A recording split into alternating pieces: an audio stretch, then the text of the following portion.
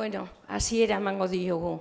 Arratsalde on guztioi eta mila esker gurekin egoteagaitik eragin ikastaro berriari hasiera emateko. Pues muchas gracias por acompañarnos en el curso nuevo que vamos a inaugurar de Eragin. Solamente para las socias, una nota, deciros que el próximo jueves serán las inscripciones y estaremos en el local provisional que vamos a tener este trimestre en Capuchinos, en la sala Asís, en la calle Camino. Ahora os voy a dejar con Arantxa Urreta Vizcaya y Pedro Miguel Echenique y darle las gracias porque han querido colaborar con nosotros en Eragin. Y Eragin, que como sabéis el año que viene va a cumplir 50 años. Os ruego que os acordéis de los teléfonos móviles, que los apaguéis y que disfrutéis y aprendemos mucho de esta conferencia. Gracias.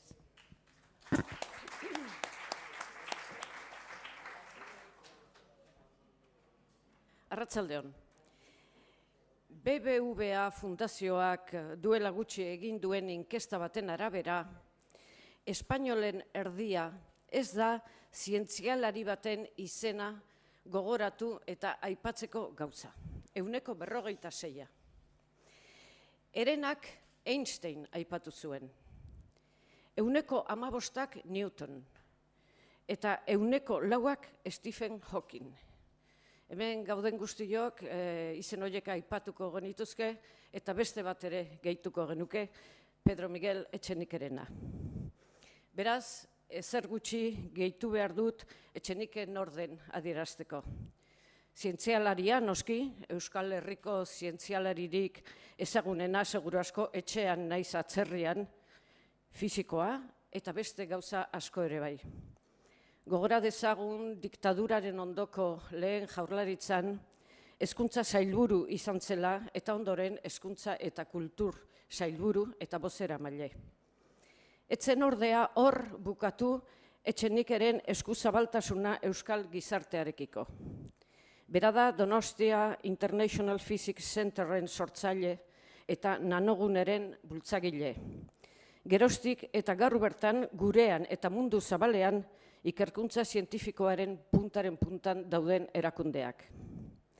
Ikertzaile, irakasle, Europan, Amerikan eta Asian, 11 hitzaldi eman du munduan zehar ikasitakoa eta ikertutakoa jendartearetzeko.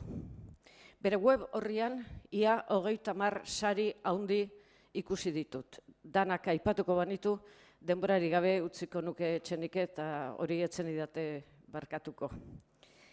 Esan dezadan beraz, gure zientzialaririk ezagunena izateaz gain sarituena ere badela. Eta ohar garrantzitsu bat bukatzeko. Zerbait ikasten dugun bakoitzean, gure burmuina aldatu egiten da, fisikoki aldatu ere. Beraz, jakin ezazue, zuen neuronen arteko loturak aldatu egingo dirala Etxenike entzuterakoan. Hemen dagoen norbaitek ez badu bere burmuina aldatu nahi, iruditzen bazaio badakiela ikasi bertzuen guztia, edo sarritan esaten badu ez dela gazte garaitik ona aldatu, bada halako horrek hobe luke orain aretonetatik alde egin edo belarriak estali. Zeren Etxenik entzun da gero, gure burmuina ez baita lehengo bera izango. Buenas tardes. Según una encuesta que realizó la Fundación BBVA, el 46% de los españoles no era capaz de nombrar a ningún científico. Un tercio nombraron a Einstein, un 15% a Newton y un 4% a Stephen Hawking.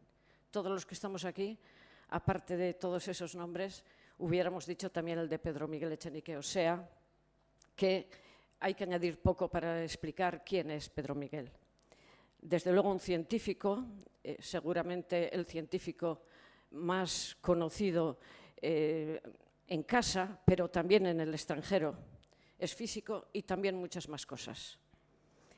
Recordemos que en el primer gobierno vasco después de la dictadura fue primero consejero de Educación y después consejero de Educación y Cultura y portavoz.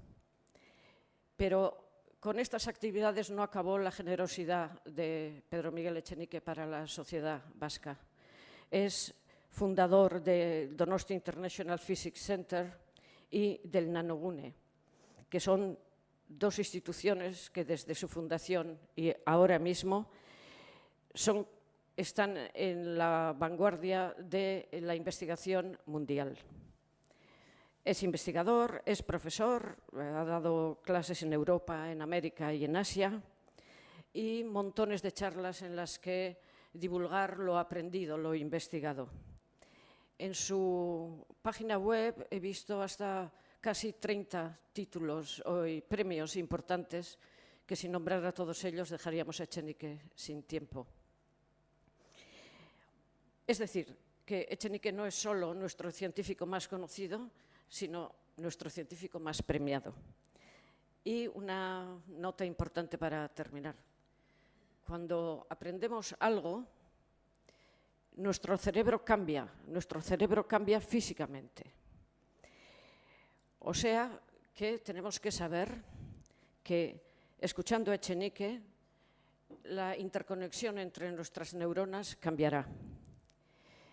Si hay aquí alguien que no quiere que su cerebro cambie, o que cree que sabe todo lo que tenía que saber, o que le gusta decir eso de que yo no he cambiado desde que era joven, tal vez le convendría salir de la sala o taparse las orejas, porque os aseguro que después de escuchar a Echenique, vuestro cerebro no será el mismo que era antes de escucharle.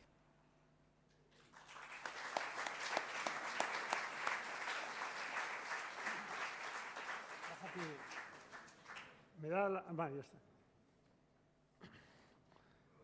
Todos que están de pie.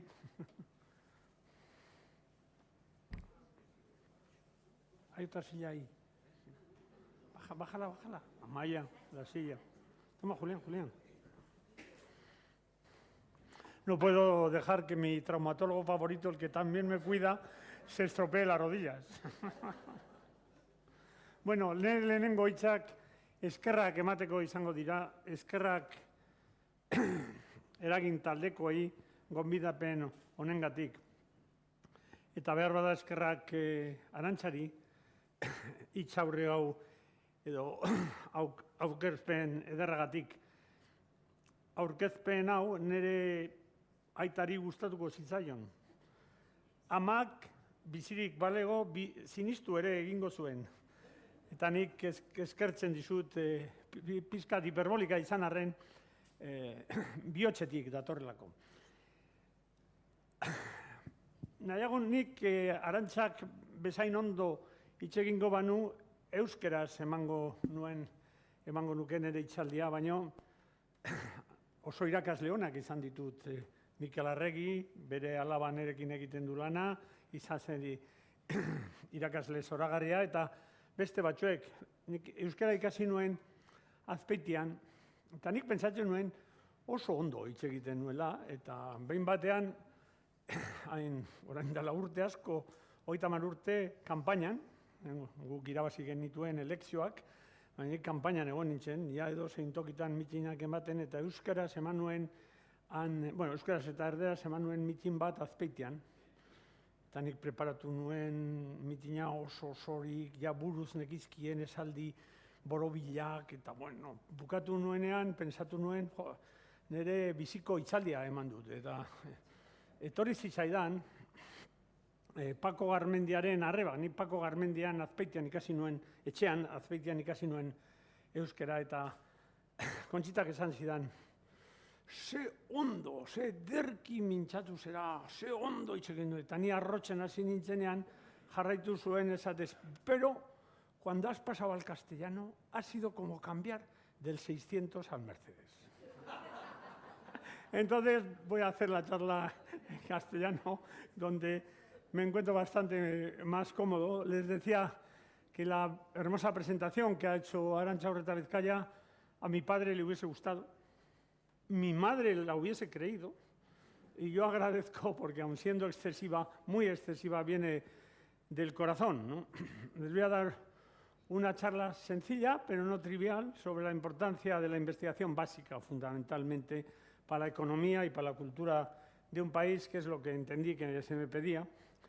Al hacerlo, alguien puede pensar, bueno, este ya está barriendo para casa, porque mi casa es el DIPC, el Donostia International Physics Center, la Universidad del País Vasco, a la que me honro en pertenecer, y también Nanogune, y el CFM, el Centro de Física de Materiales, que también contribuí a crear en colaboración con la Universidad, un centro de colaboración de la Universidad del País Vasco con el CSIC, ¿no?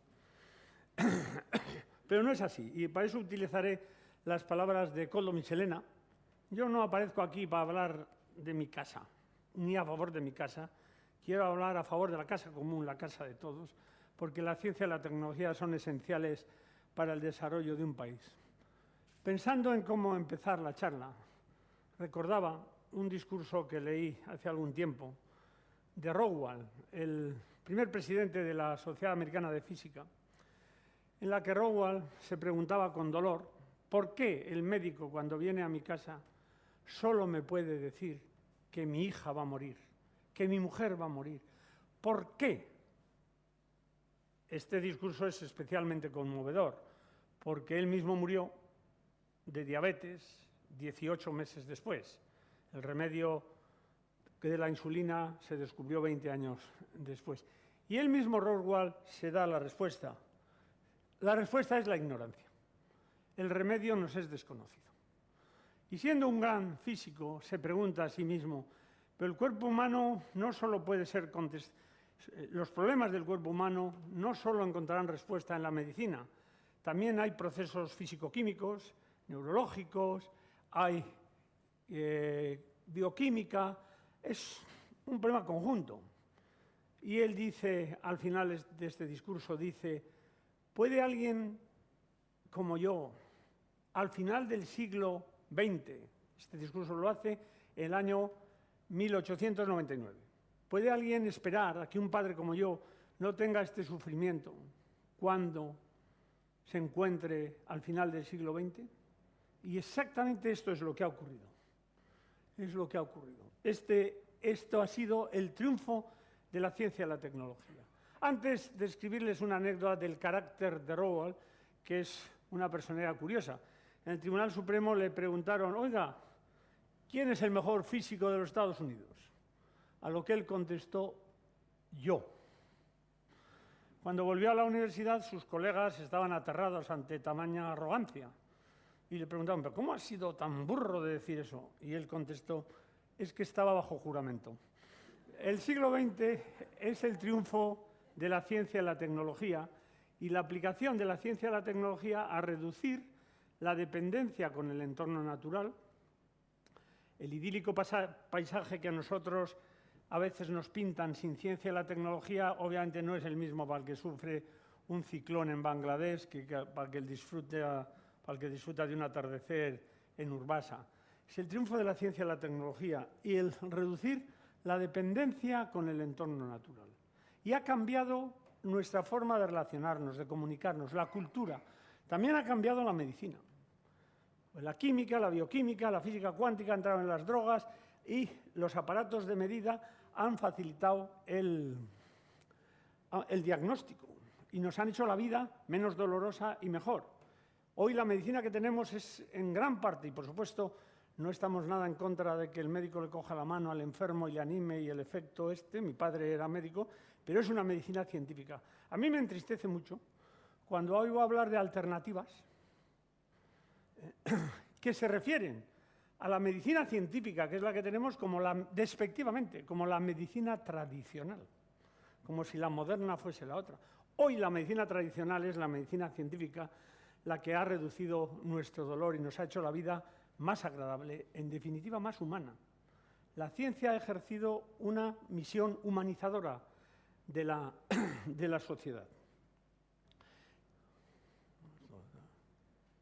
Ahí ven, antes.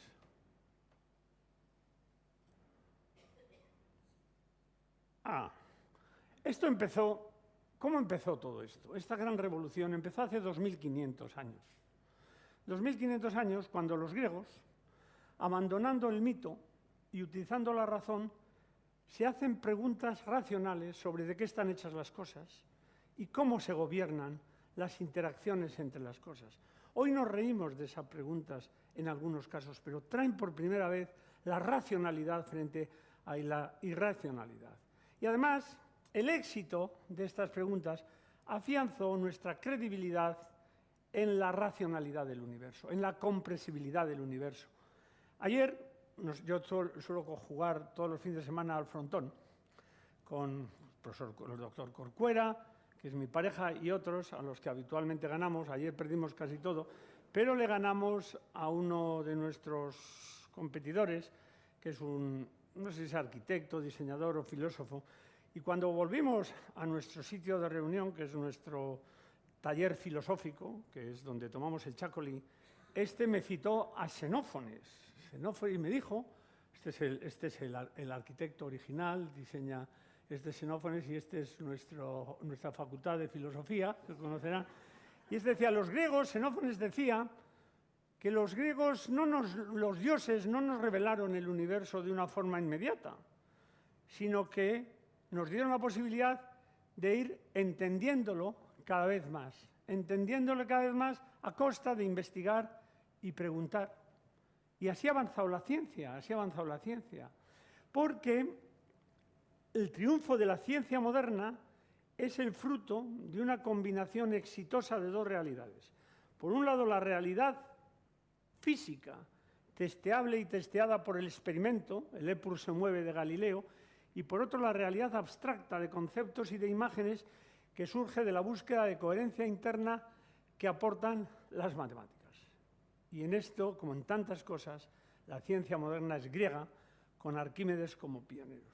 Pero además, este mensaje es exactamente lo que pasa, porque la ciencia se fundamenta en lo que Xenófanes dice de los dioses. La ciencia se fundamenta en una fe, o si quieren, en un optimismo.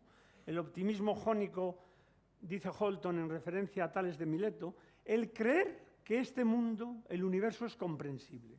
De que si trabajamos, nos preguntamos, volvemos a preguntar, refinamos las preguntas y trabajamos duramente, llegaremos a entender y a comprender.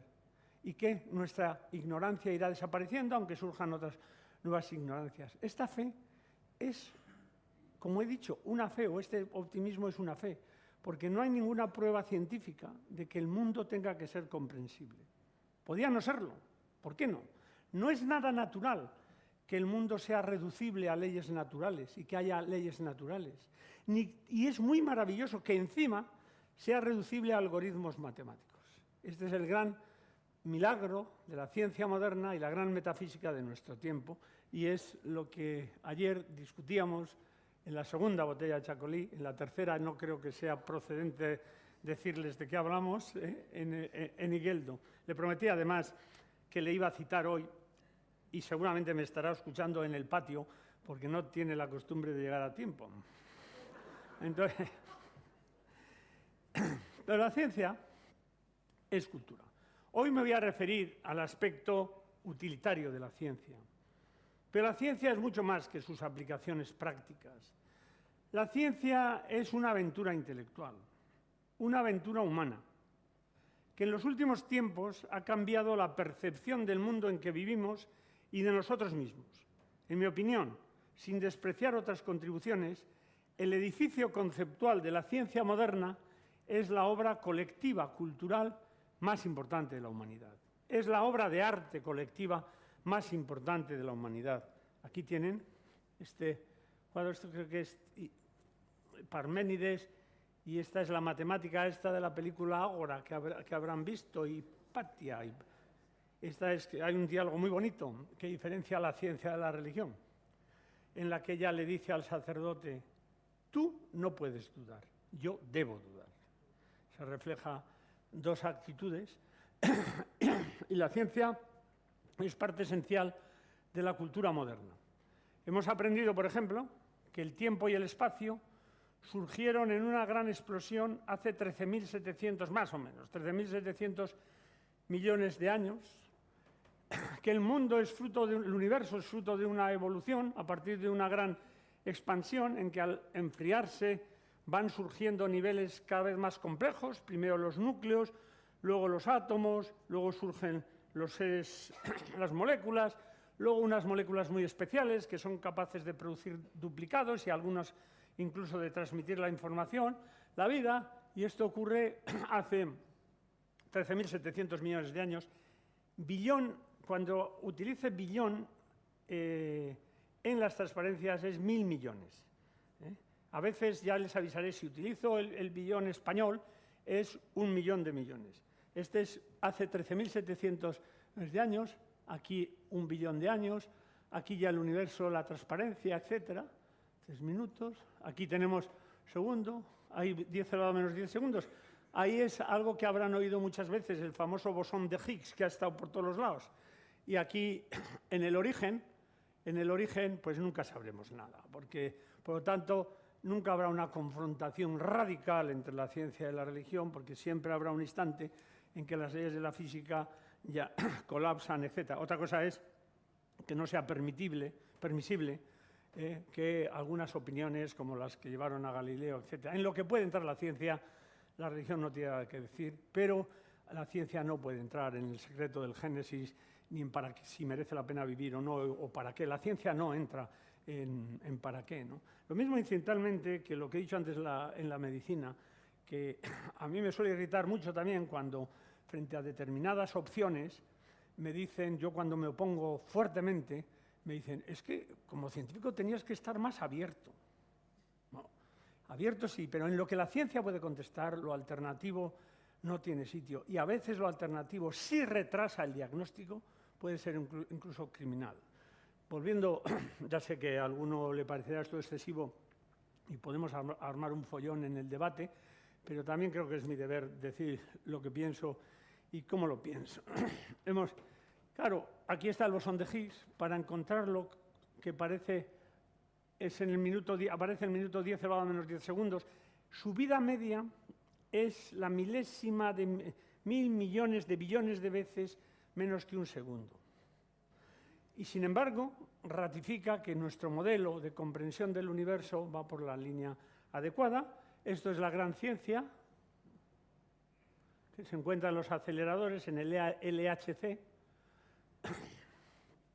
Este es el túnel de 27 kilómetros que han construido en el CERN. No voy a entrar en detalles de esto, pero se lo cuento porque hay cosas bonitas. Las empresas vascas están en la vanguardia de la tecnología, algunas de ellas. Por ejemplo, el BAI o el AI, no sé cómo se llama, de Anzuola o de Vergara, ha construido 6.500.000 piezas de precisión para este túnel. Y ahí es donde se encuentra el bosón de Higgs. Es la gran ciencia. 5.000 millones de dólares ha costado. Alguien puede preguntarse, ¿merece la pena con los problemas que tenemos? Lo dejo para el debate. Pero también hay ciencia que surge sin tanto gasto. También habrán oído hablar del grafeno. El grafeno que puede cambiar la tecnología de los semiconductores y de la electrónica. Nanogune y el DIPC, pero Nanogune también en la aplicación práctica es punta de la investigación mundial en este campo. Esto surge de la punta de un lápiz. Con cello se quita la punta de un lápiz repetidas veces, se va pasando un microscopio hasta que al final se llega a una capa de carbono de espesor atómico. De espesor, pues la milésima parte de la millonésima parte del metro, más o menos. No estamos aquí para sofisticaciones.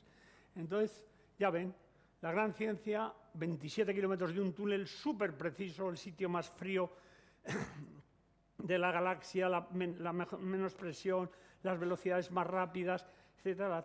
La catedral de la tecnología del siglo XXI o del siglo XX y la punta de un lápiz. Las dos ciencias igualmente importantes, porque el grafeno puede que surge pues eso, con un cello tirando la punta de un lápiz, ahí lo teníamos, estaba ahí, todos lo habíamos mirado, pero solo lo vieron unos. Esa es la belleza de la investigación científica, ver algo en lo que todos habían mirado y no se habían dado cuenta. Y esto va a cambiar probablemente la tecnología. Kino lo refleja muy bien cuando dice, ¿no es increíble todo lo que puede tener adentro de un lápiz al desesperarse, pues esto es el grafeno, ¿no? Que ha ocupado hasta la serie más popular por lo menos una de las que a mí más me gusta de la televisión americana, ¿no? Que esto habrán visto. Lo grande y lo pequeño. Para nosotros, a pesar de todo lo que oigan sobre la materia oscura, la energía oscura, en general, la gente que no es científica tiende a emocionarse con los extremos. Es el encanto de los extremos. Si uno va a una cena de gente sofisticada o pretendidamente culta, no hay ninguna posibilidad que le pregunten, oiga, ¿por qué el rutenio tiene tales propiedades en la superficie del aluminio? Ninguna. Ahora, el bosón de Higgs, todos están preocupados por el bosón de Higgs y todos están preocupados por las cuerdas y todos están preocupados por la inflación, es el encanto de los extremos. Esa es la materia que todavía no se sabe dónde está, hay 90, 95, no sé cuánto es energía oscura, materia oscura, pero en realidad la materia que a nosotros nos importa para casi todo, the matter that matters, en palabras del premio Nobel francés Jean-Marie Lehn, son los átomos. Todos estamos hechos de átomos. Y eso es lo que nos dedicamos nosotros, los que dedican los laboratorios en el País Vasco, etc. Es la materia de la que están hechas las cosas, la materia de la que están hechos los micrófonos y la materia que importa para toda la economía del mundo, the matter that matters, en palabras de este. Es un juego de palabras en inglés que no se puede reproducir en castellano. Ahora esto no se me ha atascado, pero dice que hay que esperar un poco. Bueno, esperaremos. En cualquier caso, nosotros nos dedicamos a ver lo que pasa cuando hay muchos átomos en interacción. Porque antes les decía que la ciencia es cultura. Hemos aprendido que el tiempo y el espacio surgieron en una gran explosión hace 13.700 millones de años. Pero también se ha aprendido que vivimos en los arrabales en un planeta normalucho, no tan normalucho, en un planeta situado en los arrabales de una galaxia, como la que hay cientos de miles de millones. Aún así, la luz tarda un segundo en ir a la Luna, 8 minutos en ir al Sol, y tardaría 100.000 años en cruzar nuestra galaxia, como la que hay cientos de miles de millones. O sea que aquello que nos enseñaban en el colegio, que no somos nada, en el miércoles de ceniza, somos polvo y en polvo nos convertimos, es literalmente cierto según la ciencia física, porque es sobrecogedor saber que somos polvos de estrella. Y en polvo de estrella nos vamos a convertir en un proceso cíclico inevitable. Todo eso lo hemos aprendido. Y hemos aprendido que los continentes se mueven. Y sobre todo hemos aprendido que las cosas están hechas de átomos y que cuando los átomos interaccionan, dan lugar a propiedades muy diferentes según interaccionen y se agrupen de una forma u otra. Es decir, hemos aprendido que el todo es mucho más que la suma de las partes. Y por eso, si yo tuviese que resumir la ciencia del siglo XX en 2 palabras, elegiría átomo y gen, materia y vida. Por átomo, quiero decir que en este siglo hemos aprendido por qué la materia es como es. Hemos aprendido por qué los átomos son estables. Son estables por un principio de indeterminación, no el de Heisenberg, otro un poco más complicado, que impide que el electrón colapse. El átomo es una estructura muy vacía. Si ustedes miran la distancia, si un átomo tiene de longitud 1 en cualquier unidad, la masa se concentra en 100 veces la milésima de ese 1. Es vacío. Sin embargo, la materia es muy densa. Si se ponen 2 átomos juntos, para formar aluminio no puedes acercarlos mucho. Entonces, ¿por qué? Todo esto es la física cuántica. La física cuántica es la gran revolución conceptual del siglo XX. Esto ya lo dijo Demócrito, ¿no? Todo está hecho de átomos indestructibles, inmutables, cualitativamente indiferenciados, que solo difieren entre sí en la figura, posición u orden. Solo la razón puede llegar a los átomos, nunca los sentidos. Bueno, esto ya no es así. Hoy los sentidos tecnológicos, en Nanogune, nosotros podemos usar los átomos y escribir, siguiendo las reglas de la física cuántica, esto no lo tengo en el IPC, podríamos escribir Donostia International Physics Center con átomos individuales de plata y oro sobre una superficie de cobre. Y además podemos manipularlos para construir dispositivos con la ingeniería atómica, que junto con la ingeniería génica puede ser uno de los cambios del siglo XX, del siglo XXI. Ah, bueno, sí, ahí está. Pero como no funcionan los vídeos, hemos tenido problemas. Ahí, si el vídeo funcionase, hagan un esfuerzo de imaginación, porque la imaginación es más importante que el conocimiento. Piensen ustedes estos puntos ordenándose y escribiendo, cierren los ojos, D-I-P-C. ¿A que lo ven? Bueno, pues eso lo tenemos, y el día que funcionen los vídeos, pues lo haremos. La verdad es que normalmente no se tienen que amargar los del Coldo Michelena porque no funcionen. A mí cantidad de cosas no me funcionan. Yo siempre suelo hacer la broma, que es una verdad, que lo vivo todos los días en casa, que ciencia es lo que un padre enseña a su hija y tecnología lo que la hija le enseña al padre. Bueno, pues entonces yo soy muy comprensivo con los fallos de la tecnología, pero ya hoy se puede manipular los átomos, construir dispositivos y hacer ingeniería con átomos, y esto no es una cosa que va a ocurrir en el futuro, es que ya ocurre. Si nosotros vamos a una plaza bonita, no sé, casi podría ser la entrada de la avenida, ¿no? Quedas demasiado limpio todo esto y probablemente sea una ciudad alemana, no sé, pero podría ser San Sebastián, que también es muy limpio. En cualquier plaza en el mundo de una ciudad desarrollada está lleno de nanotecnología, de ingeniería atómica. Lo tenemos todos los días, en las prótesis para las caderas, en las cámaras digitales, en las lecturas de los discos, incluso, aunque nuestras bicis todavía no son tan buenas como esto, pues en las bicicletas, etc. O sea que la ingeniería atómica ya está.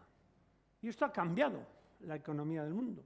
La física cuántica ha cambiado la economía del mundo. Hoy, más del 40% del Producto Mundial Bruto depende de conocimientos fundados en la física cuántica, algo que parecía absolutamente irrelevante.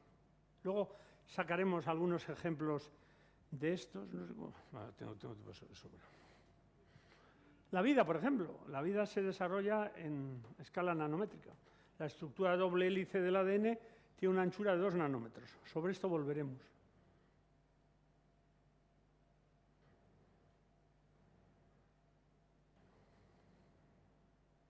Ahora viene, espero. La física cuántica no solo es, como he dicho, una cosa conceptual, sino que ha cambiado la tecnología de nuestro siglo con los láseres, con la resonancia magnética de imagen, con la microelectrónica, ha cambiado el Producto Interior Bruto. Pero además ahora podemos procesar información con los ordenadores cuánticos y podemos también encriptarla para que no sea accesible con la criptografía cuántica. Pero además de eso, como he dicho, es la gran revolución conceptual del siglo XX, porque la estructura, el enlace cuántico, el enlace químico que se fundamenta en las reglas de la física cuántica, está detrás de la estructura de doble hélice del ADN. El gen es la segunda palabra, la vida. Y por eso he elegido átomo, materia, física cuántica, gen. La difracción de rayos X y el enlace químico explicado por las reglas de la física cuántica es una aportación de la física a la biología. Los físicos no solo hemos aportado a la biología conocimientos e instrumentos, que también, sino además les hemos transmitido la necesidad de buscar explicaciones físicas radicales para el comportamiento celular. Y por eso elijo la palabra gen. Una modesta foto realizada por una mujer, Rosalind Franklin, injustamente tratada por ser mujer. Injustamente tratada por ser mujer. Es bastante ilustrativo y sería conveniente que muchos políticos, industriales, científicos, leyesen la biografía de Rosalind Franklin y el trato que se le dio por esta foto, que es la foto más importante científica del siglo XX, encierra en sí la explicación de que el gen, la estructura de doble hélice del ADN, que va implícito, tiene que ser de doble hélice, fue realizada por esta mujer. No es extraño que se les tratase tan mal. Si después de todo la Academia Francesa del año 1600 y pico no aceptó a la primera mujer hasta el año 1979, desde 1600 y pico, ¿no? Cuando tenían a Madame Curie en París un premio Nobel de Física y de Química, y no le aceptaron en la academia. Es aquello, yo soy de uno de los pueblos más bonitos del País Vasco, el Valle Navarro del Roncal. Esta frase en Pamplona podría producir una conmoción política, pero aquí es aceptada de forma natural. Y entonces allí los zurotarras siempre decían liberté, equalité, fraternité, aietatik bat egia balite. Rosalind Franklin, no es extraño que fuese tratada así con esto. La primera mujer en la Academia Inglesa, fundada en 1616 en la Royal Society, fue también en el año 1950. O sea que la mujer ha ido ocupando gradualmente el sitio que le correspondía, pero esta foto es la foto más importante científica del siglo XX porque da paso a una gran revolución, da paso a la estructura de doble hélice del ADN, ¿no? Esta estructura encierra en sí la segunda gran revolución biológica de todos los tiempos. La primera es la universalidad del origen. Todos los seres vivos compartimos el mismo origen, Darwin o Wallace. La segunda es la universalidad del código genético. En la estructura de doble hélice del ADN, y más en concreto en la forma en que los 4 nucleótidos que forman la base del alfabeto de la vida se articulan a lo largo de la columna vertebral, va encerrada la forma en que una generación transmite las características a la siguiente. Va encerrada el secreto de la vida. Los ADNs de los diversos organismos son químicamente idénticos, difieren en tamaño y frecuencia. Compartimos los genes con las moscas, prácticamente la mitad con el plátano. Algo que seguramente a ustedes les será mucho más obvio cuando oyen algunas declaraciones en televisión que cuando oyen otras. Pero hoy la medicina tiene en sus manos una gran revolución. Puede la medicina personalizada, etc. ¿Quién sabe a dónde vamos a llegar? Pero son caminos que no sabemos a dónde nos va a llevar, pero la ciencia está hablando, porque por primera vez la especie humana es capaz de modificarse a sí misma.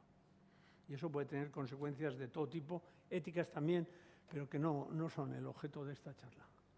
¿Se puede modificar genéticamente la vida humana? La duración, pues sí. Este cuadro precioso de Granach, en que la gente entra a la fuente de juventud, anciano decrépito y sale joven, es una ilusión que tenemos todos. ¿Se puede modificar? Pues sí, se puede. A mí ya me llega tarde, a algunos de ustedes también, a otros igual no, pero se puede. Si hoy la ciencia que se está aplicando a ratones y a moscas fuese trasladable a la vida humana, podríamos aspirar a vivir 540, 550 años. Para ello tendrían que hacer 3 cosas. La primera, apunten esto, solo por esto merece la pena la larga espera y pido disculpas a los que están fuera también sufriendo allí. La primera es, siguiendo, insisto, las reglas publicadas ya y aceptadas por la comunidad internacional en la revista Science, es comer menos, hasta el punto de estar siempre muerto de hambre. La segunda es pasar mucho frío, siempre muerto de frío. Y la tercera no es la castidad, sino la eliminación de las gónadas sexuales. Y estas son las reglas si quieren vivir 540 años. Yo no les garantizo el éxito, pero sí que la vida se les iba a hacer más larga. Bueno, y antes de pasar a algunos otros temas, quisiera explicarles 2 características de la ciencia. 2 características que a veces se desconocen de la ciencia. Y la una es el largo plazo. La ciencia es progreso. Nosotros avanzamos la ciencia y por eso es tan importante lo que hace cada investigador, porque somos eslabones de la cadena. Somos gente que contribuye a coger lo del anterior y pasarlo al siguiente. Es la idea de progreso. El arte no lo tiene en tan alto grado. Es un esfuerzo colectivo la ciencia. No creo que tuviésemos la Gioconda si Leonardo da Vinci no hubiese existido. Teníamos otra cosa, pero la estructura de doble hélice del ADN hubiese sido descubierta sin Watson y Crick. Es una obra colectiva. Nos apoyamos en las espaldas de los gigantes anteriores, que es una frase clásica de Newton. En realidad no es de Newton, es de un teólogo 200 años antes.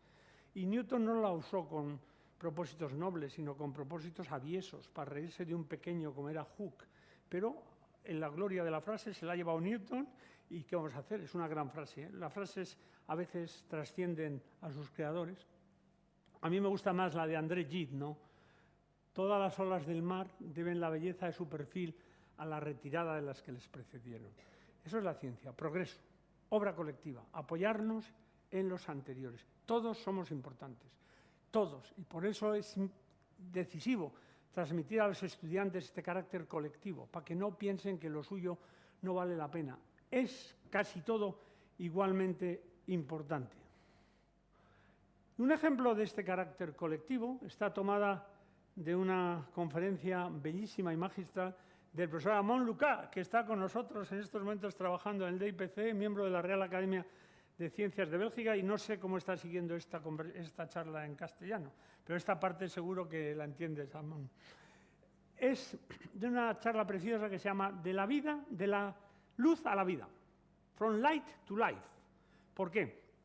Fijaros, el genoma, que va a cambiar la medicina y puede cambiar nuestras vidas, aquí está, el año 2000, aquí. ¿Cuándo empezó esto? Bueno, empezó con los griegos, con Arquímedes, etc., pero realmente empieza en el año 1803, cuando un médico, Thomas Young, demuestra la naturaleza ondulatoria de la luz, que quiere decir que cuando la luz pasa por rendijas, las rendijas de una ventana, la luz visible, aparecen zonas claras y oscuras. Es decir, luz más luz, a veces es luz y a veces es oscuridad. Eso es la naturaleza ondulatoria. Cuando pasan, lo mismo que cuando se tira una piedra a un estanque, aparecen zonas de máximo en la altura del agua y zonas con mínimo. Es la naturaleza ondulatoria. Luego viene Maxwell, que nos dice que la luz no es más que un caso especial del espectro electromagnético, las ecuaciones de Maxwell. Luego vienen von Laue, Röntgen y Bragg, que dicen que si en vez de luz y rendijas de una ventana utilizamos rayos X y planos atómicos, podemos ver el interior de los materiales a escala atómica. Luego viene Crick, que dice que si tuviésemos una doble hélice, pues la figura de difracción sería tal y tal. Y aparece esto que corrobora. Por eso cuando Crick ve esta figura de difracción y prácticamente se la roba, bueno, eso es discutible, a Rosalind Franklin, pues se le hizo la boca agua porque él ya vio lo que había allí. Y vio que en esta gráfica, y eso lo explica muy bien en su conferencia el profesor Lucas, en esta gráfica está implícito, está obligatoriamente forzada la estructura de doble hélice. Y por lo tanto, insisto, la forma que una generación transmite las características a la siguiente. En esa gráfica ya está el secreto de la vida. Y luego viene toda la evolución de la biología molecular que ha llevado al genoma. Hoy se puede, el genoma humano, 3.000 millones de bases, ha costado unas 500 semanas y 3.000 millones de dólares descifrarlo. Hoy se hace en 20 minutos y cuesta unos $60. El avance acelerado de la ciencia. Y entonces este carácter de progreso hace que la ciencia básica no deba pertenecer a nadie en privado. Porque cuando se quiere patentar un gen, ¿a quién corresponde la patente? A Thomas Young, a Maxwell, a von Laue, a Röntgen, a Bragg, a Crick, a Watson, a Brenner. Es la frase de Luis Cernuda: lo que el espíritu del hombre ha creado para el espíritu del hombre es patrimonio de todos y no puede ser privativo de nadie. Obra colectiva, por lo tanto, primera característica. Y la segunda, que es muy importante, para el avance de la ciencia, es muy importante que no nos ahoguemos en burocracias. Y la burocracia tiende a crecer.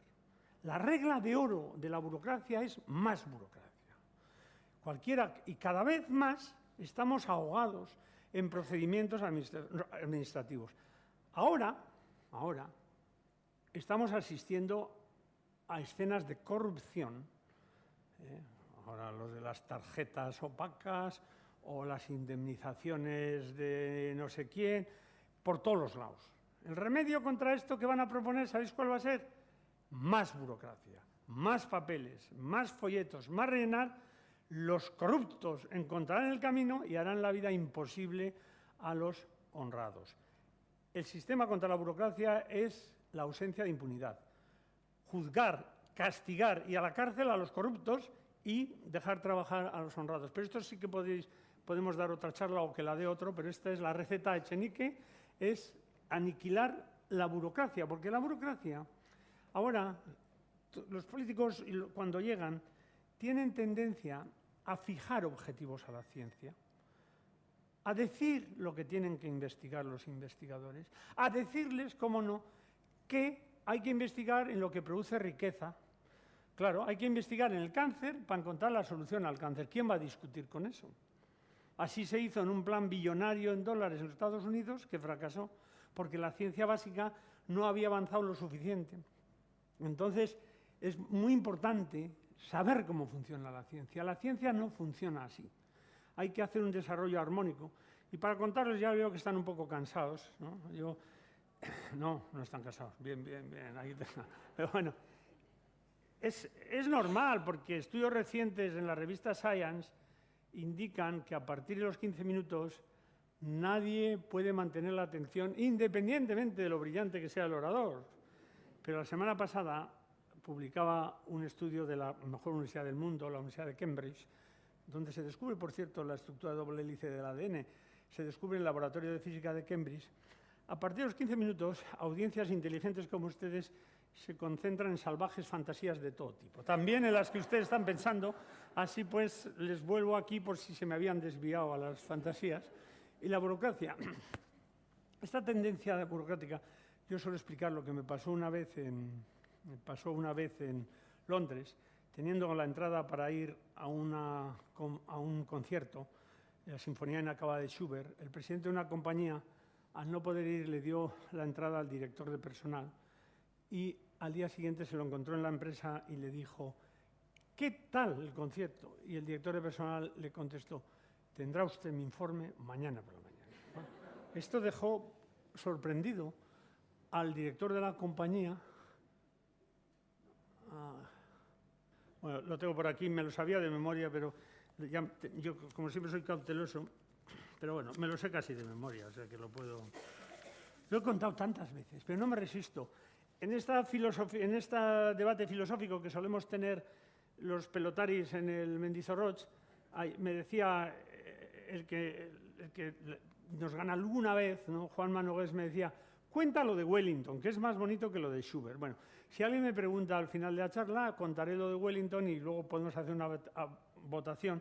Yo creo que es más bonito lo de Schubert. Entonces, tendrá usted mi informe mañana por la mañana. El presidente acudió raudo y veloz a el despacho y se encontró con el siguiente informe. Durante considerables periodos de tiempo, los 4 oboes no tienen nada que hacer. Y su número se debía ser reducido y su trabajo distribuido por toda la orquesta, eliminando así picos de actividad. Los 12 violines estuvieron... sí está ahí, lo que pasa es que va más lento. Vale, perdón. Los 12 violines estuvieron tocando las mismas notas. El staff de esta sección debiera ser drásticamente reducido. Si se requiere mayor volumen de sonido, esto se puede lograr mediante un amplificador electrónico. Mucho esfuerzo se usó en tocar las semicorteas. Esto parece un excesivo refinamiento y se recomienda que todas las notas se redondeen a la cuartea más cercana. Si esto se hiciese, se podría emplear personal de baja formación. Ningún propósito útil fue servido repitiendo con las trompetas los pasajes que ya han sido tocados por la sección de cuerdas. Si estos pasajes redundantes fueran eliminados, el concierto se podría reducir de 2 horas a 20 minutos. Y señalmente, señor presidente, señalarle que si Schubert hubiese tenido la suerte de tener un asesor como yo, ciertamente hubiese tenido tiempo para terminar la sinfonía. Claro, sí. Se ríen, pero luego les cuento el de Wellington y votamos. Pero realmente esto es lo que pasa, porque a veces, y hay que decir que si realmente respetamos la ciencia, hay que respetar la creatividad. La ciencia es por encima de todo creatividad. Por eso no puede ser enseñada como método o como receta. La ciencia es un proceso creativo, no es un conjunto congelado de dogmas. Es una aventura creativa y esto tiene que ser respetado. Lo que quiero decir es que más importante y sobre todo más rentable que fijar objetivos a la ciencia es crear instituciones donde reine la libertad, donde haya un espíritu de comunicación que transfiera todas las barreras y de ahí surjan cosas nuevas. Más importante y más rentable, insisto, que fijar objetivos a la ciencia es crear una atmósfera donde la creatividad pueda florecer. Esto es lo que se ha intentado en el DIPC y se ha intentado en Nanogune, y yo creo que con éxito, si se me permite la arrogancia. Es la sublime utilidad de la ciencia inútil. Y es lo que ha cambiado el mundo. ¿A dónde hubiesen llevado los estudios detallados acerca de la vela? No sé. Pero ciertamente no a la electricidad. La electricidad es el cambio tecnológico más importante del siglo pasado.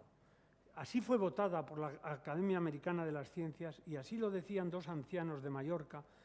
Bueno, se me permita, cada vez me parecen más jóvenes, pero estos tenían 95 y 93 años y cuando les preguntaron qué es lo que más les había cambiado la vida, la electricidad. Imagínense lo que sería el mundo hoy sin electricidad, ¿no? ¿A dónde hubiesen llevado? Ciertamente no a la electricidad. Aplicaciones siempre se basan en long term. En 1928, Dirac escribe la ecuación relativista del electrón. No les importa lo que es, una ecuación. Ahí lo tienen, Dirac, premio Nobel a los 32 años, ingeniero electrónico, no tenía trabajo y fue a Cambridge a hacer el doctorado porque no encontraba trabajo. Y a los 4 o 5 años ya era premio Nobel, o sea que esto también es un mensaje de optimismo, aunque no creo que solucionásemos el problema con esto. El positrón, esa ecuación predice que tiene que haber soluciones para la antipartícula del electrón, el positrón, que se encuentra en 1932. El año 1932 es un annus mirabilis para la física, lo mismo que el año 1905, con Einstein y sus contribuciones. Se descubre el positrón, también se descubre el neutrón, etc. Hoy hay tomografía de positrones. ¿Quién hubiese pensado que en una ecuación en lo que se preocupa es por introducir la teoría de relatividad y superar la ecuación de Schrödinger iba a surgir el positrón? ¿Quién hubiese pensado? ¿Quién hubiese pensado cuando se preguntaba sobre el comportamiento del spin nuclear en un campo magnético y luego sobre cómo danzarían esos spines en una música de radiofrecuencia y luego cómo se codificarían estos aplicando los métodos de Fourier, etcétera? ¿Quién hubiese pensado que esto nos iba a permitir leer el cerebro o empezar a leer, hacer casi el GPS del cerebro?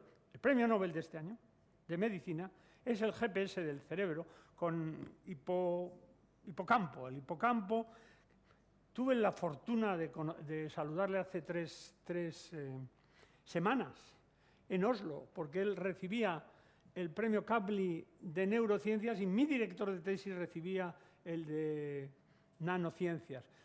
Un hombre que habló en la cena, sencillo, maravilloso. Al fin entendí un poco del hipocampo, tampoco mucho, pero y hoy verlo en la televisión me ha producido hasta emoción. Pues le conozco y qué bien habló. ¿Qué dijo en la cena? No piensen que la ciencia es método, rigor, que también. Es una aventura intelectual, una aventura humana. Lo dijo él mejor que yo, pero más o menos la misma idea que yo les he transmitido al principio. Esto no hubiese sido posible, ni siquiera con un programa billonario destinado a encontrarlo. Jamás, jamás. El proyecto Manhattan para la bomba atómica es lo opuesto, pero este es otro. Una vez que se sabe la ciencia básica, se puede avanzar. Por eso el proyecto Nixon para el cáncer no avanzó. Ahora el cáncer ha avanzado una vez que se han sentado las bases del conocimiento básico. Cuando llego al final me voy acelerando y empiezo a no terminar las frases. Y si lo hago, el que me dijo lo de Wellington me va a reñir en el Mendizorroch diciendo que no termino las frases, o sea que Arantxa, si no termino las frases, la resonancia magnética. El GPS que he dicho, el GPS del cerebro. El GPS de los aparatos normales, que todos nos sirve para tanto, se basa o necesita para su funcionamiento dos conceptos claves de la física einsteiniana. La teoría de la relatividad nos dice, la restringida, que si algo se mueve rápido, el tiempo va más lento. Y la teoría de la relatividad generalizada, que es muy distinta y mucho más espectacular en su contribución, y quizás, como algunos dicen, yo no entiendo suficiente, pero es la obra de arte más importante de la física, dice que el campo gravitacional también hace que los tiempos vayan de forma diferente. Los dos van en la dirección opuesta y si se cancelan los dos efectos, el hecho de que el satélite da vueltas a unos 27.000 kilómetros por hora, que no es poco, pero nada que ver con la luz, que va a 300.000 kilómetros por segundo. Por eso los efectos van en función del porcentaje de la velocidad de la luz al cuadrado, son muy pequeños. Y la gravitación el satélite está en un campo gravitacional más pequeño que el que está en la superficie de la Tierra por la distancia. Los dos efectos se compensan. ¿Cuánto es? Bueno, 37 microsegundos, 37 millonésimas de segundo al día. Alguien diría, ¿qué va a hacer usted con el tiempo que ahorra? Bueno, pues el GPS se equivocaría en 10 kilómetros si esas correcciones no estuviesen presentes en el reloj del satélite respecto al reloj de la Tierra. La sublime utilidad de la ciencia inútil. Ah, bueno, si esto estaba.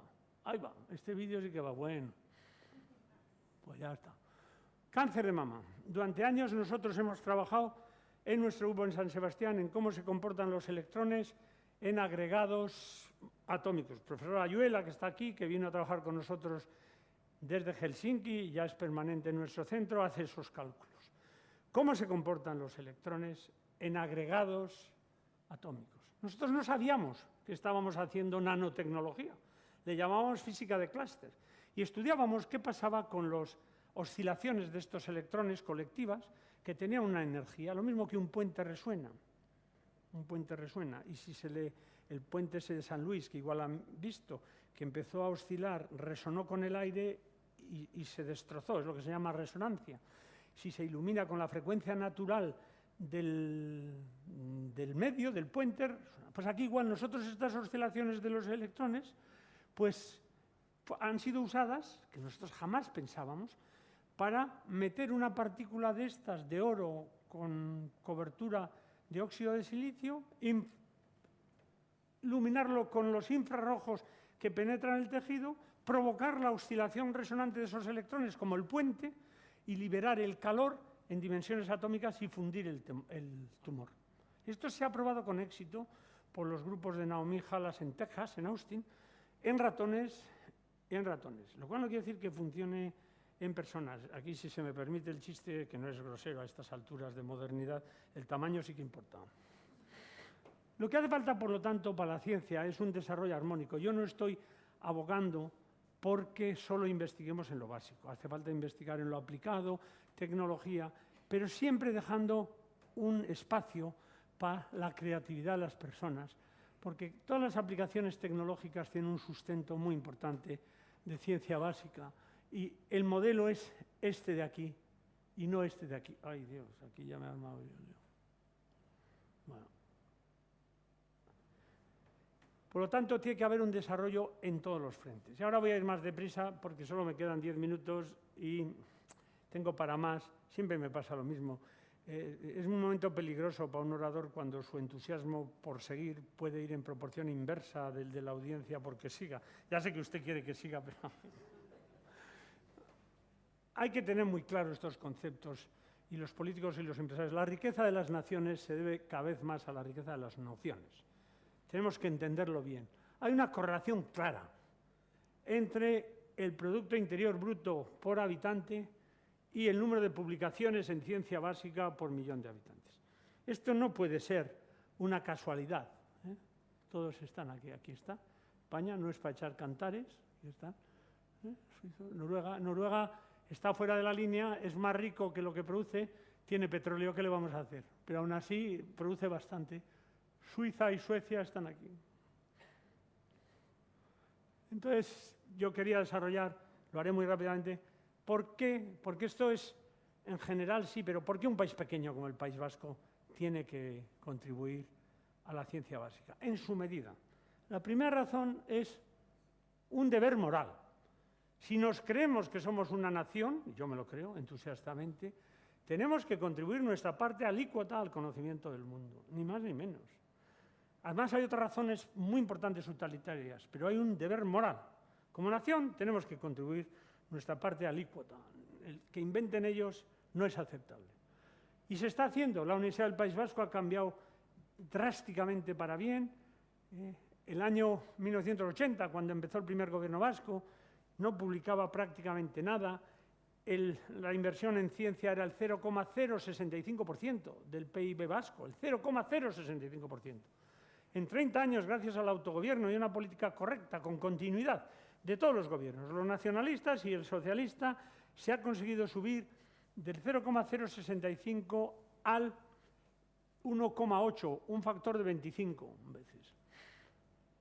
Y es labor de todos los lehendakaris, el lehendakari Garaikoetxea, el lehendakari Ardanza, el lehendakari Ibarretxe, el lehendakari López y ahora el lehendakari Urkullu.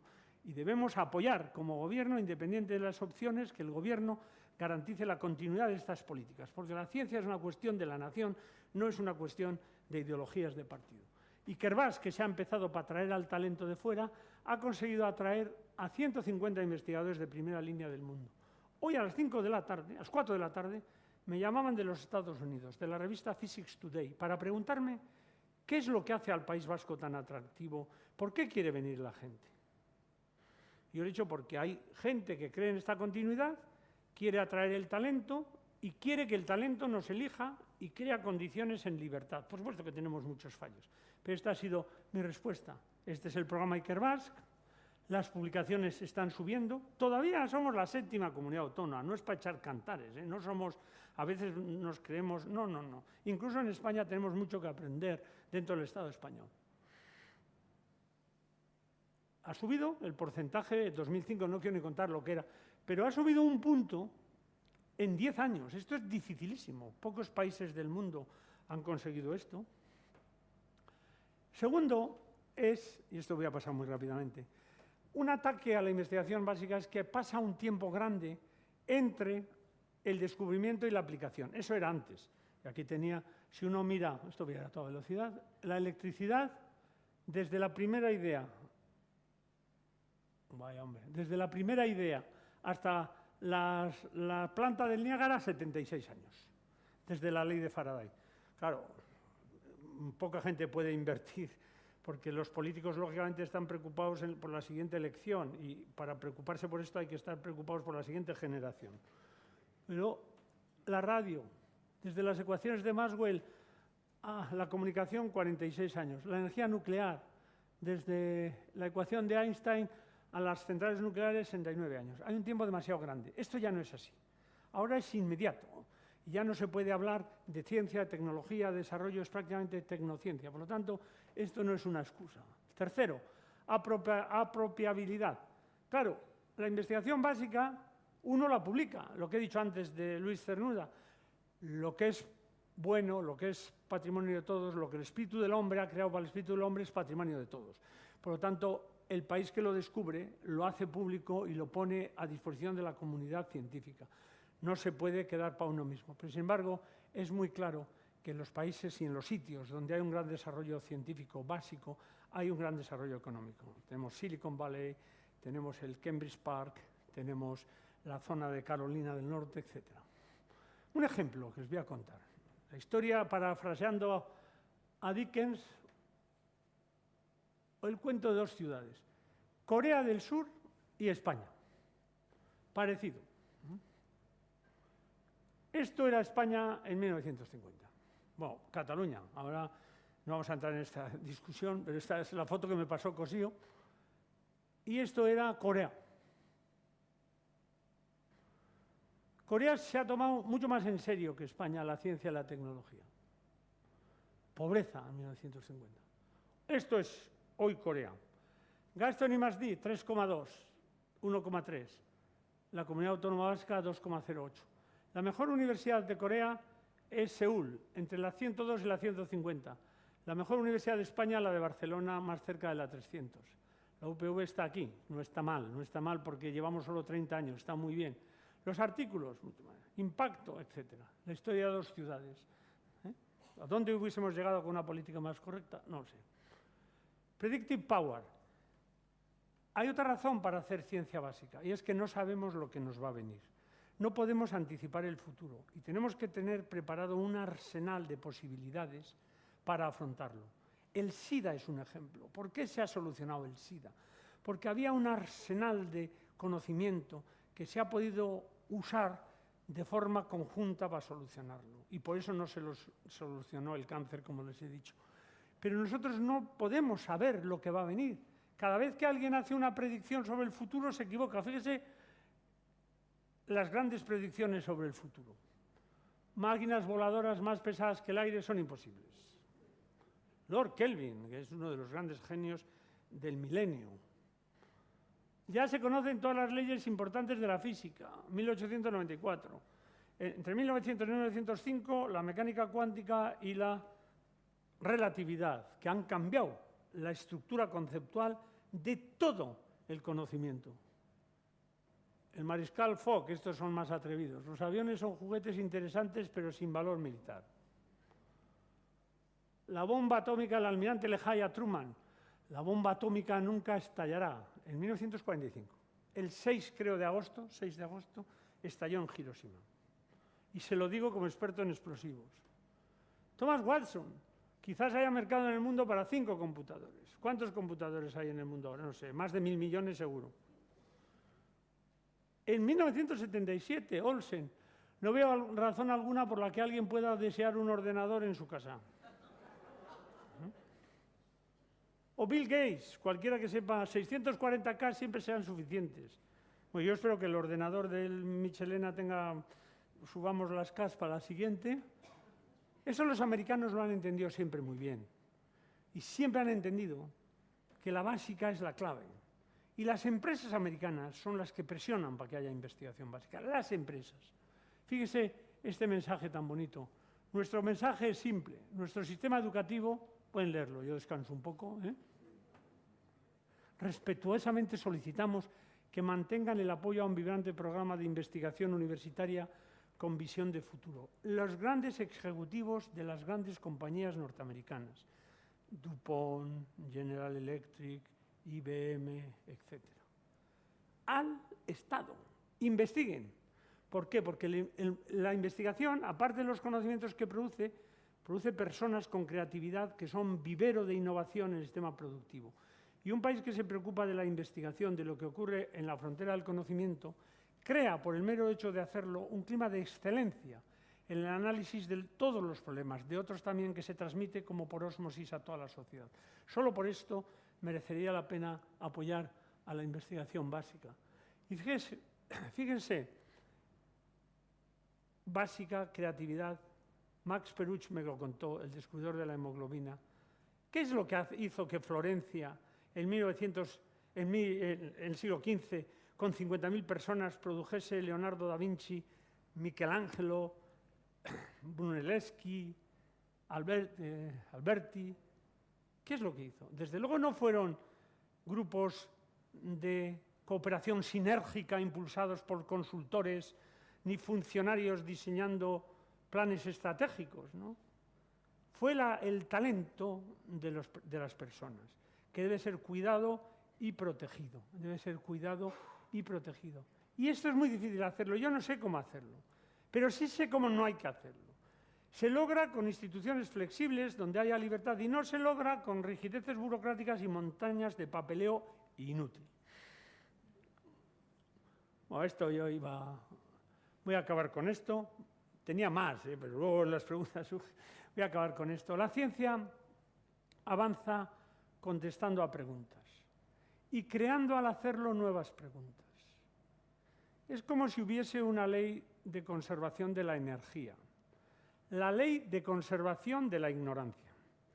La ignorancia consciente o inconsciente pasa a ser consciente y por lo tanto es el primer camino para el descubrimiento. El mayor avance del conocimiento es incrementar la ignorancia. La ciencia avanza creando orden en el caos, pero creando nuevo caos en el proceso. Tal como dijo Neruda, lo cierto es que una abstracta incertidumbre surge de cada caos que regresa a su vez a ser orden. Y el mensaje de hoy, que no he podido desarrollar del todo, pero bastante, todo lo que quería, luego me reservo para las preguntas, es que la ciencia es culturalmente decisiva, económicamente importante y también estéticamente bella. Si a alguien le interesa, puedo contestar en las preguntas. También estéticamente bella. Y sobre todo, quédense con esta idea. Mucho más importante que el conocimiento de las cosas útiles, por importantes que estas sean, por importante que esto sea, es ser consciente y que las élites de un país, las políticas empresariales, lo sean y actúen en consecuencia, que lo verdaderamente útil es el conocimiento, el conocer. Eskerrik asko.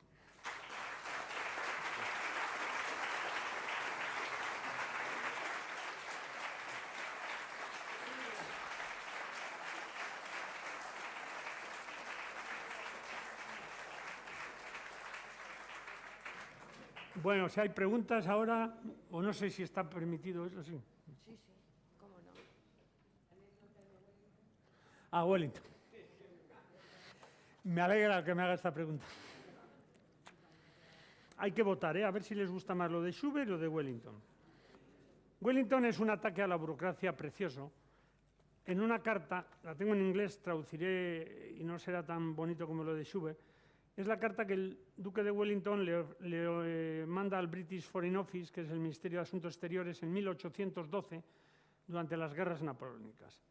Al marchar a Portugal a una posición que me proteja del avance hacia Madrid y de las fuerzas francesas, mis oficiales han estado cumpliendo diligentemente con los requerimientos que sus burócratas han mandado por carta desde London a Lisboa.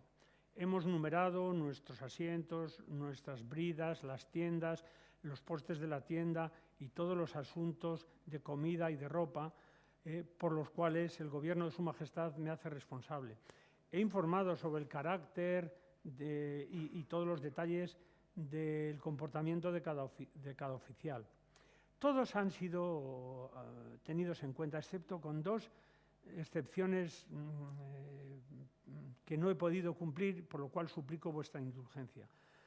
Desafortunadamente, la suma de un shilling y un penique no está bien cuadrada en uno de los batallones de infantería y ha habido una confusión tremenda sobre el número de potes de mermelada que uno puede dar a cada jinete durante una tormenta en España. Esta falta de cuidado absolutamente despreciable puede ser debida a la presión de las circunstancias, puesto que estamos en guerra con Francia, un hecho que quizás sea una sorpresa para ustedes, caballeros, en el Ministerio. Y esto me trae al siguiente propósito, que es pedirles elucidación, que eluciden cuáles son mis instrucciones desde el Gobierno de Su Majestad, que yo pueda entender por qué estoy dirigiendo un ejército en estas llanuras de España. Yo adivino que quizás por fuerza tiene que ser una de las dos alternativas que les voy a proponer ahora. Yo puedo cumplir con cualquiera de las dos con lo mejor de mi habilidad, pero no puedo cumplir las dos. O bien entreno un ejército de burócratas y funcionarios ingleses en España para el beneficio de los contables y de los chicos de su administración en Londres, o alternativamente expulso a Napoleón de España. ¿Cuál les gusta más, este o de Schubert? ¿Schubert, Wellington? ¿Wellington más? Schubert, a ver, ¿quiénes están a favor de Schubert? Wellington. Bueno, hay bastantes, ¿eh? Y con lo rápido que lo he dicho, bueno. Pedro Miguel. Tengo tres preguntas muy sencillas. O creo yo que son sencillas. La primera, a ver cómo he apuntado aquí. Sí, esas aseveraciones que hemos visto aquí, reflejadas. Las predicciones. Las predicciones, que eran como absurdas, ¿no? El otro día leí en un periódico que un genetista va y suelta que nunca se va a poder clonar el ser humano. Me pareció muy atrevida. No sé qué opinión tienes. La segunda, más práctica. Si tuvieras, bueno, creo que tienes una hija joven. Dos. O dos, perdón, dos. Maravilloso. Maravillosa, así como las mías. Yo también tengo dos. Bueno. Una de ellas tiene 15 años y siempre está pensando a ver qué va a estudiar. Mi pregunta es la siguiente. ¿Qué le dirías? ¿Biotecnología o biogenética? Y la tercera, muy sencilla. ¿Nos veremos en la Beovia? Esto me recuerda, empiezo por la tercera, esto me recuerda que no he mandado las fotos, me han entrevistado sobre la Beovia y cuál es la anécdota más gozosa o dura que tengo de la Beovia, y me han pedido las fotos y no les he mandado, o sea que por favor que alguien me recuerde, pero me recuerdas, cuento la anécdota. Cuando iba medio muerto de agotamiento por contadores, varias bellas damas me animaron diciendo: para, Echenique, Echenique, que te perdimos. Fíjate cómo iríamos, ¿no? La primera, La primera, predicciones. Hay muchas, ¿no? Hay muchas. A veces ahora asombra cómo se puede hacer estas predicciones. Pero claro, hay otras. Tenía, por ejemplo, una muy bonita de Marañón, ¿no?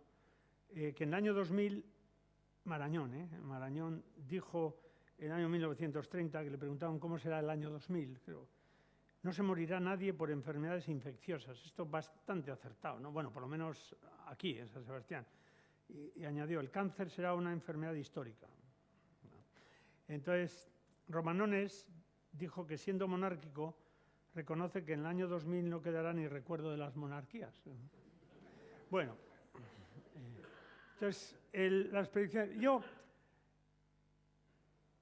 No es lo mismo las que están aquí que la del clonar, ¿no? Yo no sé suficiente biología molecular, por tanto, pero yo tendería a estar de acuerdo con el que ha dicho que la clonación, entendido por la clonación humana, depende de cómo se entienda, no sea posible, pero quién sabe. Yo en esto prefiero seguir al gran físico danés Niels Bohr, que dijo no hay que hacer predicciones, sobre todo sobre el futuro. O si no, con Groucho Marx, que el futuro ya no es lo que era. Y entonces, ¿qué va a estudiar? Esta pregunta me hacen a mí, me vienen muchos, pues yo soy muy cauteloso al aconsejar a la gente. Yo creo con Einstein que el amor es mejor consejero que el sentido del deber o el futuro. Y si tiene una vocación bien definida, que elijan lo que más le guste. Ahora bien, esta pregunta, hemos tenido una reunión con el Premio Príncipe de Asturias, Ignacio Cirac, y el Premio Nobel Cohen Tanucci en estos encuentros que el Donostia International Physics Center hace con los estudiantes de bachillerato. Y entonces en el café una chica me vino y me dijo, es que a mí lo que me gusta son los agujeros negros y es que me muero de gusto y qué hermosura. Hombre, también me gusta la bioquímica.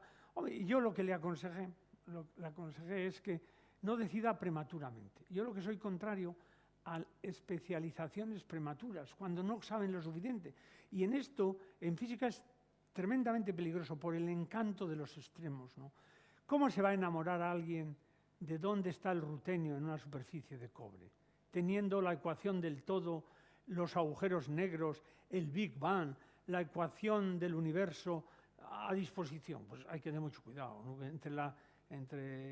Entonces, cuanto más tarde, mejor la decisión. Y siguiendo con la anécdota de la chica, le decía, pues yo creo que hay tanta belleza en la bioquímica como hay en esta astrofísica, así. Bueno, me gusta mucho, y al final concluyó con algo con lo que yo concluí los encuentros, luego citándole, sí, esto de la bioquímica me gusta mucho, pero es que la astronomía es tan chachi, pues la ciencia es chachi, y entonces que elija cada uno lo que le sea chachi.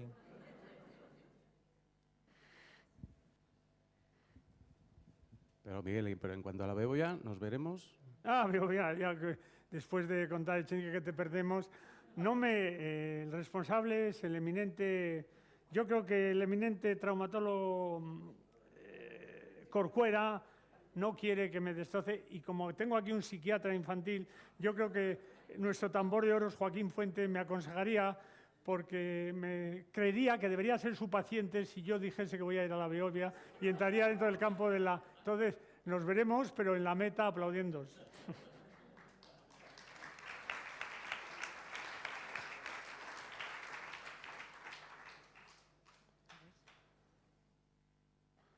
Oye, los que tengáis que iros, yo no me sentiré ofendido, porque veo que a mi mujer la han dejado entrar.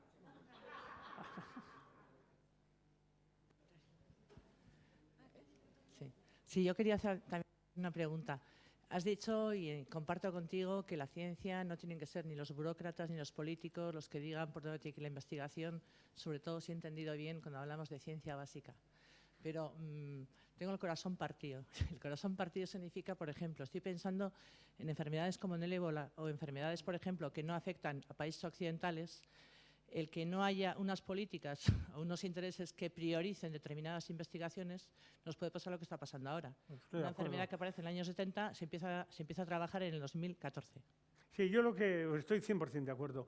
La ciencia avanza, como he dicho, contestando a preguntas. Hay preguntas básicas, hay preguntas muy importantes que no se sabe cuál va a ser el resultado. Y esas son las que los políticos no pueden orientar, la ciencia básica. Pero por supuesto que ni siquiera la mayor parte de la investigación tiene que ser básica. Yo diría 1 básica, 4 o 5 aplicada y 4 desarrollo. Y claro que tiene que haber investigación dirigida a objetivos. La ciencia está al servicio del hombre y no el hombre al servicio de la ciencia. Por supuesto, y la ciencia debe, con todo, es la gran proeza de la humanidad, pero no está exenta de preguntas sobre sus objetivos, sobre la dirección y sobre responsabilidad. Y por supuesto que tiene que haber ciencia aplicada. Y en cualquier caso, el ébola sería un ejemplo, pero cantidad de enfermedades infecciosas. Entramos ya a otra forma sobre la responsabilidad social, etcétera. Y hace falta ciencia con conciencia. ¿Dónde es lo que iba a citar de Eliot? ¿Dónde está, ¿dónde está la sabiduría que podemos perder en el conocimiento? ¿Dónde está el conocimiento que podemos perder en la información? Añadiríamos dónde está la información que perdemos en la Internet. Pero el asunto de la sabiduría, la ciencia, no es un reino autónomo al que todo le está justificado en función de sus logros y debe preocuparse de los retos de la sociedad, lo más importante. Y si no lo hace, está abocada al fracaso. Lo que yo digo es que tiene que haber un espacio para la imaginación, que la legítima preocupación de los poderes públicos y de los administradores para fijar objetivos a la ciencia e investigación dirigida tiene que ser compatible, para dejar un espacio mínimo a la creatividad y a despertar la curiosidad y dejar volar la imaginación, nada más, nada más. No podemos, y incluso en esto con cautela. Yo no permitiría, por ejemplo, que en el Donostia International Physics Center el 90% de los investigadores quisiesen trabajar en relatividad generalizada. Por supuesto, 100% de acuerdo. Me alegro que me hagas esta pregunta porque igual había transmitido una impresión errónea. Bueno, lo primero, muchas gracias, una charla muy interesante, como siempre. Yo quería hacer una pregunta, tengo una curiosidad, no es científica, sino es más bien de opinión personal.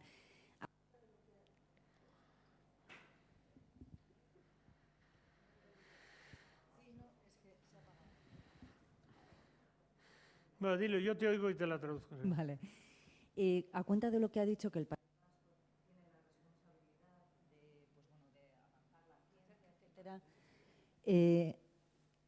¿cree que la educación a las nuevas generaciones sigue ese objetivo de fomentarles el interés por la ciencia, etcétera? Porque yo conozco algunas personas que han trabajado en el y la mayoría son extranjeros, entonces que haya trabajado o trabaje en el Nanogune. Entonces yo sé, no, hombre, seguro que hay, no tengo ninguna duda.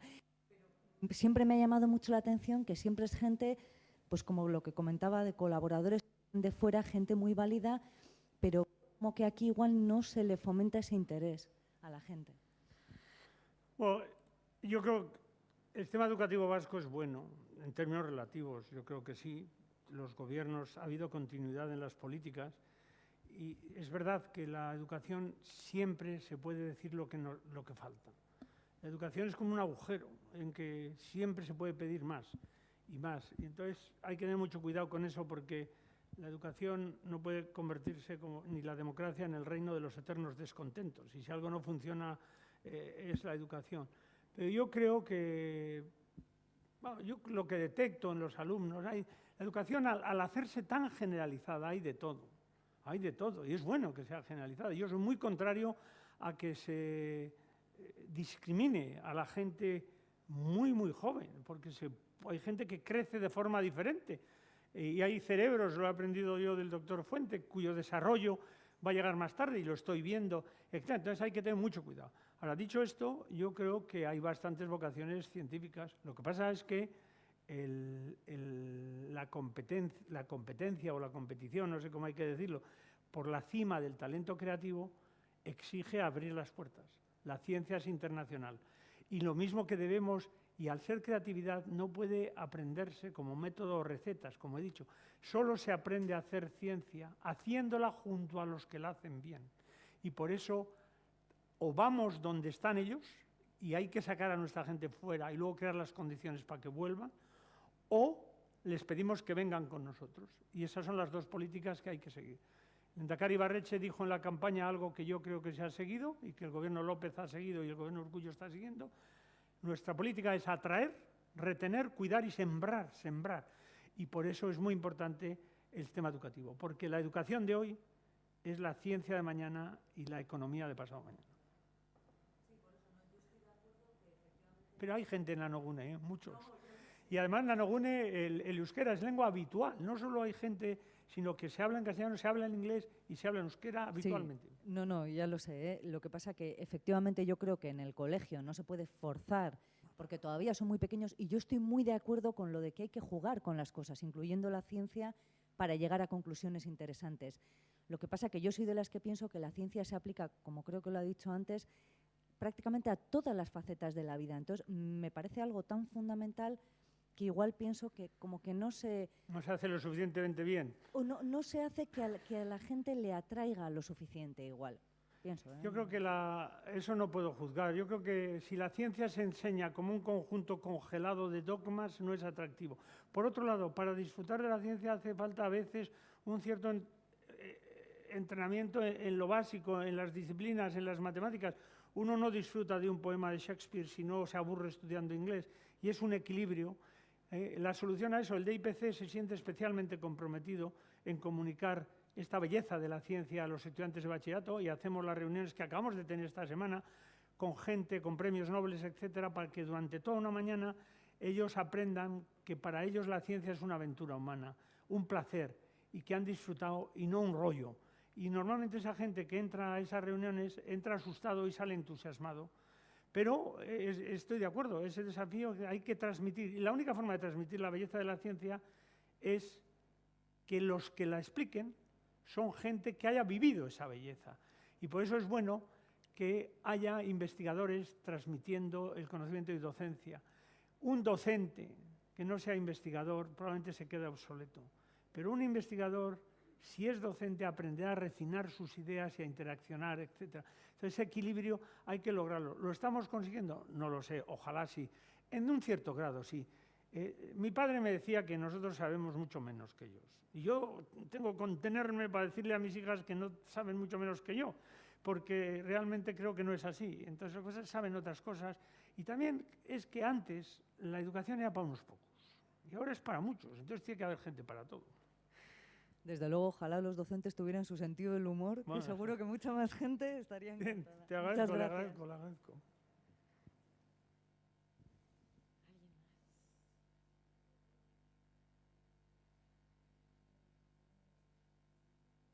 Nada. Se acaban las preguntas aquí. Pues nada más. Muchas gracias.